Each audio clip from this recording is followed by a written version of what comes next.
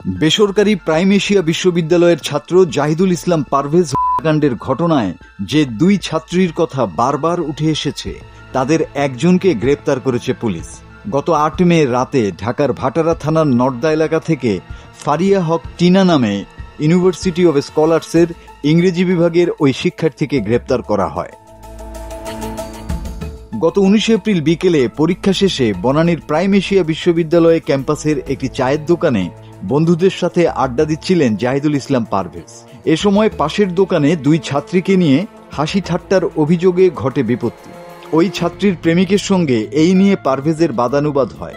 বিষয়টি নিয়ে প্রথমে বিশ্ববিদ্যালয় কর্তৃপক্ষের কাছে অভিযোগ জানালে তারা সমাধান করে দেন, কিন্তু পরে সন্ধ্যায় ক্যাম্পাস থেকে বের হওয়ার সময় ওই ছাত্রীর কথিত প্রেমিকের নেতৃত্বে ৩০ থেকে ৪০ জন পারভেজকে ঘিরে ধরে।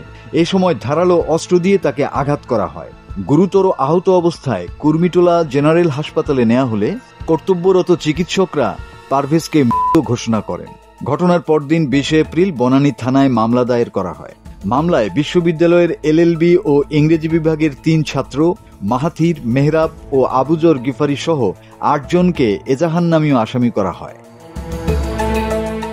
এদিকে গ্রেপ্তার ছাত্রী টিনাকে ৯ মে দুপুরের পর আদালতে তোলা হবে বলে জানিয়েছে পুলিশ। জিজ্ঞাসাবাদের জন্য টিনার ৫ দিনের রিমান্ড চেয়েছে পুলিশ। এখন পর্যন্ত পারভেজ হত্যা মামলার প্রধান আসামি মেহরাব সহ ৬ আসামিকে আটক করা হয়েছে। উল্লেখ্য, গ্রেপ্তার হওয়া প্রধান আসামি মেহরাব ও আবুজর গিফারি বৈষম্য বিরোধী ছাত্র আন্দোলনের নেতা। মাসুদ হাসান, বাংলা টিভি।